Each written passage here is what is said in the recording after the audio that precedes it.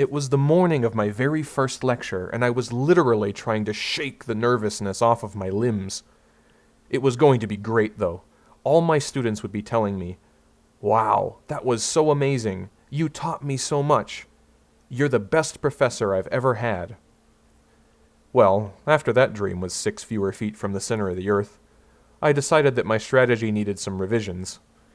I shortened my sentences, gave more examples, allowed more time for questions, reduced the difficulty of homework and test problems. I knew I wasn't a very good teacher, but my heart wasn't breaking because of that. Not anymore. My heart was breaking because there was never any such thing as a good teacher. It's perhaps the hardest lesson I've ever had to learn. People will spend more energy finding excuses not to think than it would take just to think. If you think for them, they'll love you, but if you make them think for themselves, well, you can't make them think for themselves. Let me be clear, I'm not condemning anyone for wanting to listen to others. There are some absolutely exceptional, brilliant, articulate people that are worth 1,000 times the time you spend listening to them. They can package information in ways that are entertaining, provocative, powerful, and charming.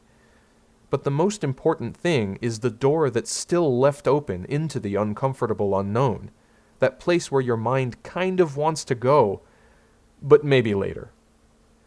You are the only teacher you will ever have. All those brilliant people, the ones that wrote all the textbooks, they all thought of something in a way that wasn't the same as all the textbooks before them. They saw the open door and took a swan dive into the floodwater of uncertainty. Now they've left the next door open.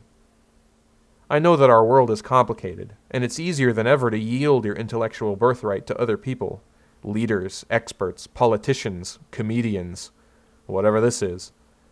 But every time you let someone else decide, you surrender a little bit of your agency and become just a little bit more comfortable doing it the next time. It's a void happily nourished. This is a circle! No, this is a circle! The disagreement can't go on forever, can it? There must be a right answer, right? This is where we might clutch our skulls and think, "Oh no, not this again. Someone smarter than me, decide, please, it hurts." Oh good, there's a snooze button. Don't sit back and wait for somebody else to do your thinking for you. Don't let your mind become a tomb.